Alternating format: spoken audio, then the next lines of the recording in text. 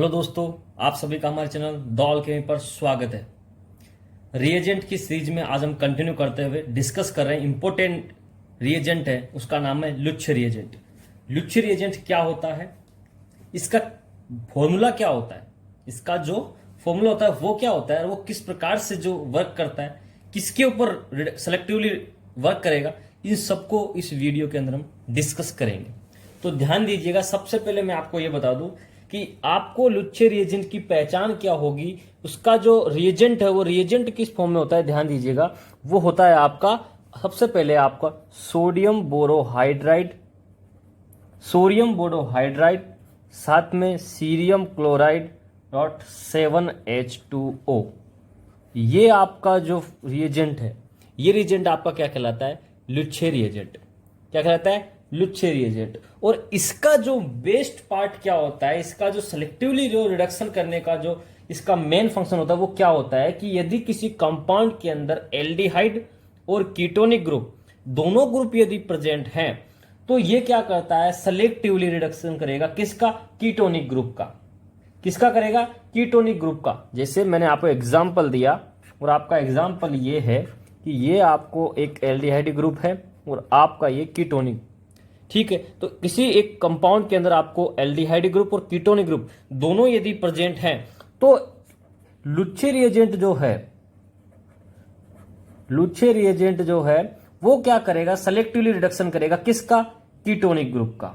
It means आपको जो product मिलेगा वो मिलेगा दिस वन। ओके, क्या होता है उसको समझिएगा। लुच्छ रिएजेंट के अंदर क्या होता है कि वैसे हम नॉर्मली चीज देखें तो यहां पर ये sodium borohydride as a nucleophile की तरह काम करेगा। किसकी तरह काम करेगा, न्यूक्लियोफाइल की।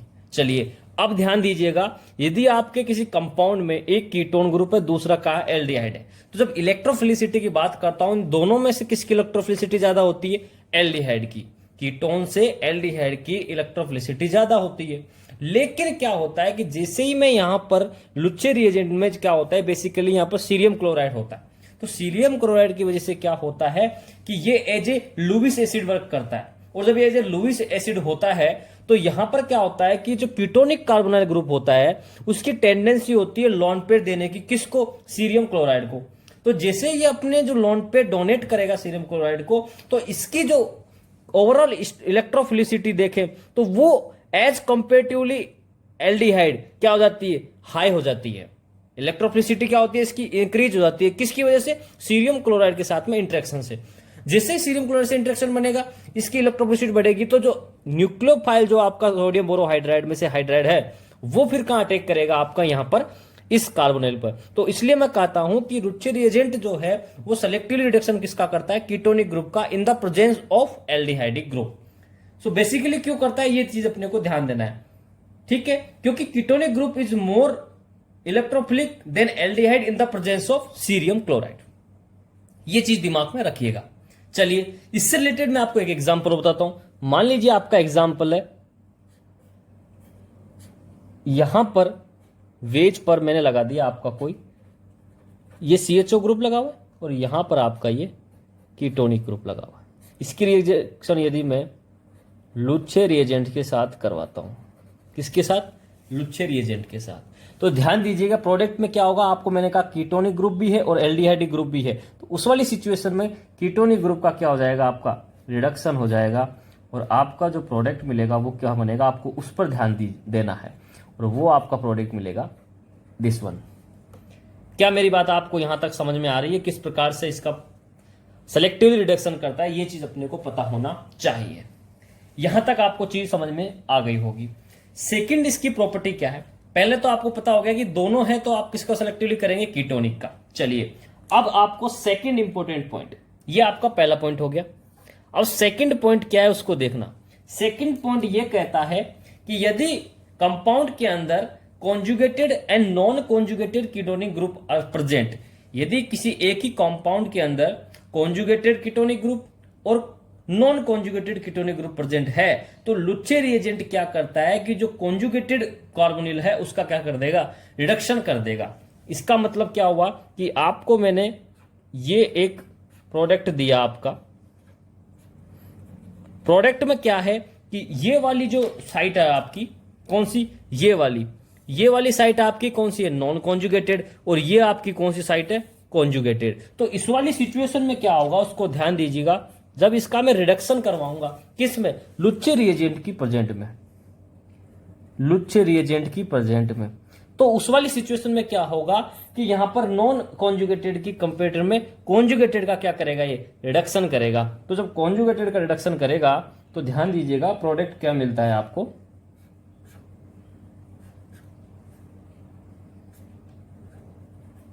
ये आपका क्या मिलेगा, आपको प्रोडक्ट मिलेगा किसका, कॉन्जुगेटेड का क्या कर दिया इसने, रिडक्शन कर दिया।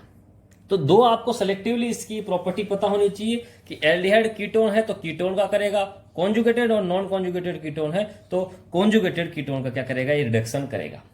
यहां तक आपको बात समझ में आ गई होगी। और जैसे ही कॉन्जुगेटेड का करेगा तो यहां से इनोन किस में कन्वर्ट हो गया, एलाइलिक एल्कोहल में, एलाइलिक एल्कोहल में कन्वर्ट हो गया।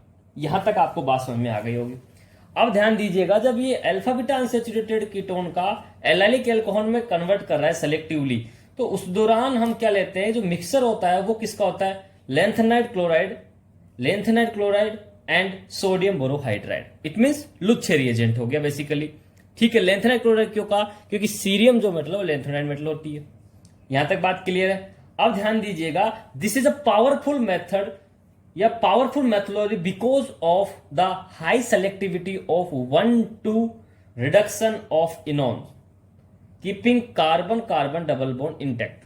इसका मतलब कंपाउंड के अंदर ये यदि आपके पास alpha beta unsaturated carbon compound तो ये कहां देगा, 1,2 रिडक्शन देगा।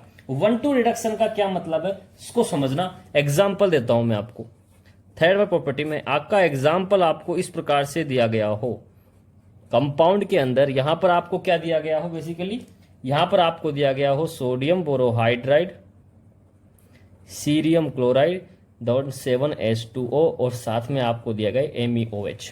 तो ध्यान दीजिएगा 1,2 क्या करेगा, ये सेलेक्टिवली रिडक्शन करेगा। और जब 1,2 का सेलेक्टिवली रिडक्शन करेगा तो यहां पर ये जो डबल बॉन्ड है ये एज इट इज मेंटेन रहेगा, इस पर कोई रिडक्शन नहीं होगा। सिंपल किसका रिडक्शन होगा यहां पर,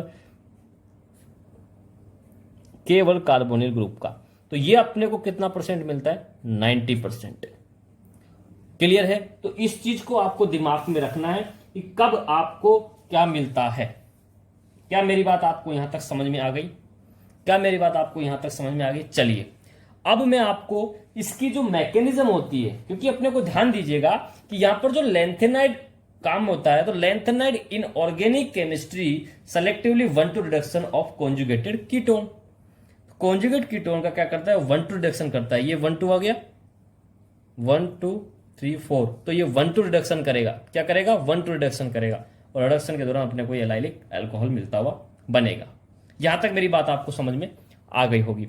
अब मैं आपको किस प्रकार से इसकी मैकेनिज्म ड्रॉ की गई है वो मैं आपको एक बार समझा देता हूं, ताकि आपके कुछ कंसेप्ट जो हैं वो क्लियर हो जाएं इस रिएजेंट्स को लेकर के। समझिएगा इसकी जो मैकेनिज्म है वो किस प्रकार से प्रपोज की गई है उसको देखना।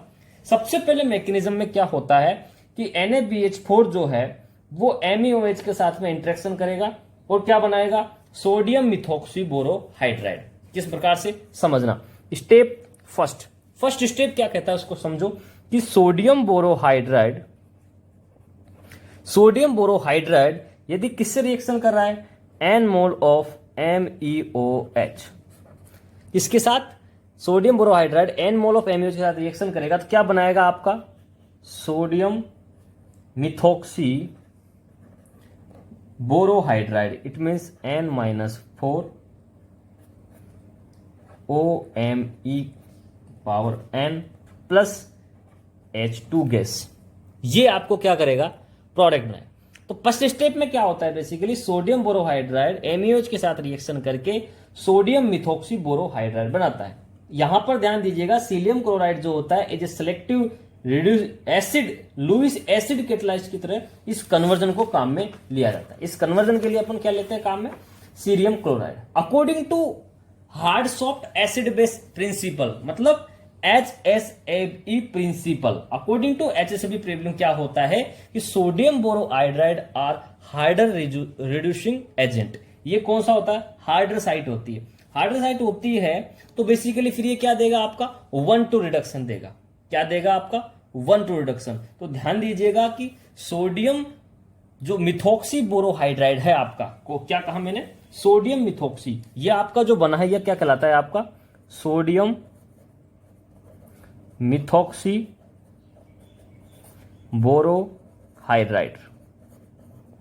अब ये जो सोडियम मिथॉक्सी बोरोहाइड्राइड है आपका, ये क्या देगा, हाइड्रोसाइट है इसमें, हाइड्रोसाइट वजह से ये कौन सा देगा, 1:2 सेलेक्टिवली रिडक्शन देगा। और 1:2 सेलेक्टिवली रिडक्शन देगा तो उसका सेकंड स्टेप समझना क्या होगा। फर्स्ट स्टेप में आपको सोडियम मेथॉक्सी बोरोहाइड्राइड मिल गया। अब क्या होगा कि आपका जो एक्टिवेशन ऑफ मिथेनॉल होगा किसके थ्रू, सीरियम+3। देखो सीलियम क्या था आपका, क्लोराइड था, इट मीन सीरियम कौन सी फॉर्म में हो गया, +3 में। ठीक है, अब ध्यान दीजिएगा कि यहां पर क्या होगा, एक्टिवेशन ऑफ मिथेनॉल होगा। एक्टिवेशन ऑफ मिथेनॉल मतलब HOMe, इसके पास क्या है, लॉन पेयर है। तो यहां पर ये जो सीलियम मेटल है ये क्या करेगी, इसके साथ इंटरेक्ट करेगी। क्या करेगी, इंटरेक्ट करेगी, और ये इंटरेक्ट कर करके इसके साथ में बॉन्डिंग करने लगेगी।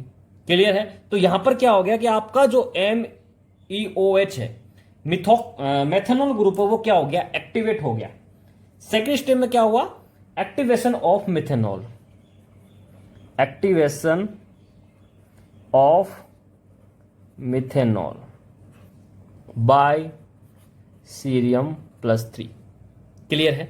अब स्टेप थर्ड देखना क्या होगा कि अब यहां पर जैसे ही मिथेनॉल का एक्टिवेशन हुआ, नेक्स्ट स्टेप में activation of carbonyl compound, activation of carbonyl compound. मान लीजिए आपको कार्बोनाइल कंपाउंड कौन सा, अल्फा बीटा एसोसिएट दिया है, जिसके अंदर आपको 1, 2, 3, 4 आपको दोनों प्रकार के मिलेगा, 1,2B और 1,4B। तो मैं आपको लिख के बताता हूं किस प्रकार से आपको वो होगा।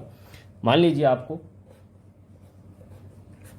ये वाला आपको क्या दिया गया, alpha beta associated carbonyl compound. जब इसकी रिएक्शन होगी तो क्या होगा, यहां पर ये आपका HOMe, उसके बाद में आपका ये इंटरेक्शन किसके साथ है, सीरियम 3+ के साथ। क्लियर है। तो अब क्या होगा, उसको ध्यान दीजिएगा कि यहां पर आपका ये जो ऑक्सीजन है उसके लोन पेयर इस हाइड्रोजन के साथ क्या करेंगे, इंटरेक्शन करेंगे। क्या करेंगे, इंटरेक्शन करेंगे। इस हाइड्रोजन के साथ जैसे ही इंटरेक्शन करेंगे तो ये क्या करता है कि अपने कार्बोनाइल कार्बन को क्या कर देगा, ये हाइड्रोसाइड बना देगा। और जैसे ही हाइड्रोसाइड बन जाएगी, और इसको हम क्या करेंगे, मोर इलेक्ट्रोफिलिक कह देंगे। अब क्योंकि जैसे ये कार्बोनिल पर जाकर के ये ग्रुप जुड़ा, HOMe ग्रुप जाकर के जुड़ता है, तो जहां ये कार्बोनिल कार्बन होता है ये क्या हो गया, मोर इलेक्ट्रोफिलिक बन जाएगा। मोर इलेक्ट्रोफिलिक बनेगा तो क्या होगा, उस चीज को समझना। जैसे ही यहां पर ये क्या बन गया, मोर इलेक्ट्रोफिलिक, इस वाली सिचुएशन में कौन सी हो गया, हार्डर एसिड बन गया। ये क्या बन गया, हार्डर एसिड। क्या बन गया, हार्डर एसिड। अब क्या होगा, ये आपका थर्ड स्टेप में क्या हो गया, एक्टिवेशन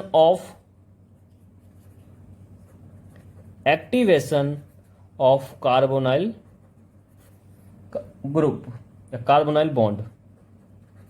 क्या कह सकता हूं मैं, एक्टिवेशन ऑफ कार्बोनाइल बॉन्ड। यहां तक आपको बात क्लियर हो गई होगी। अब समझिएगा फोर्थ स्टेप के अंदर क्या होगा, बहुत ही इंपॉर्टेंट है ये स्टेप।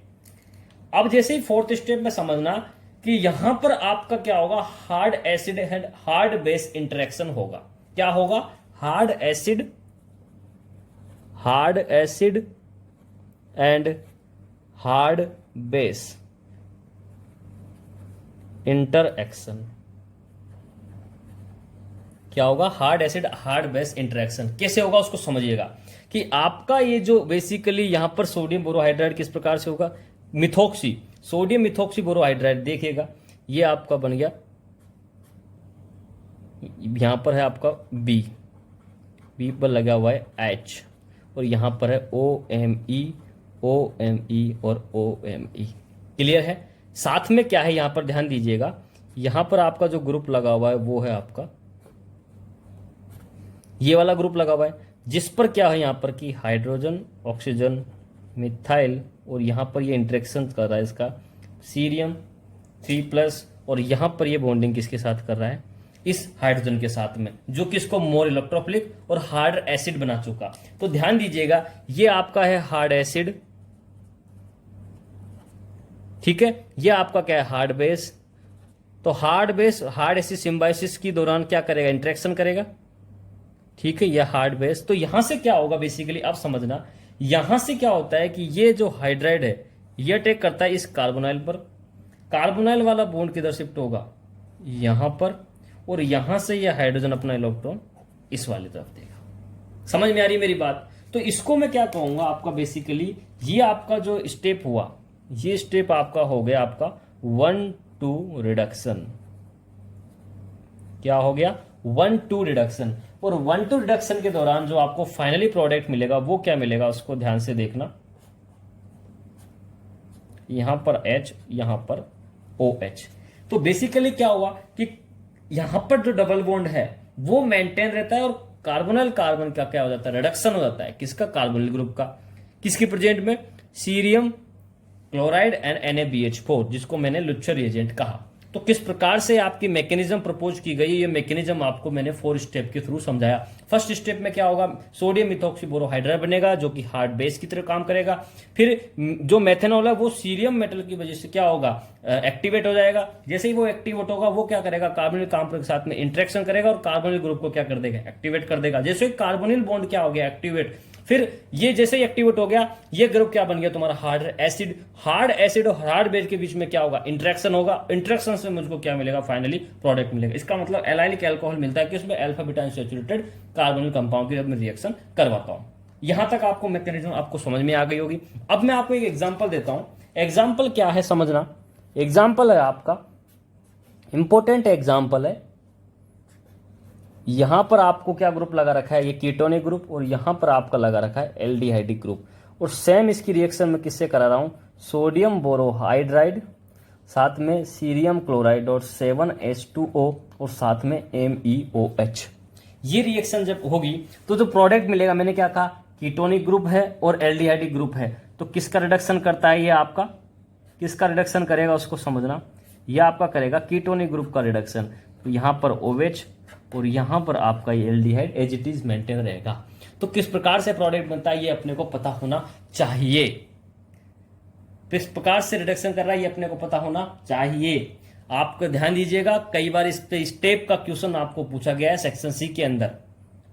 किसी रिएक्शन के दौरान कार्बोनिल बन रहा होगा और उसका एलाइलिक अल्कोहल यदि जनरेट करना है, किसके लिए, जब मैं आपको शार्पलेस एसिमेट्रिक सिंथेसिस के लिए एलाइलिक अल्कोहल क्या होता है, उसका सबस्ट्रेट होता है।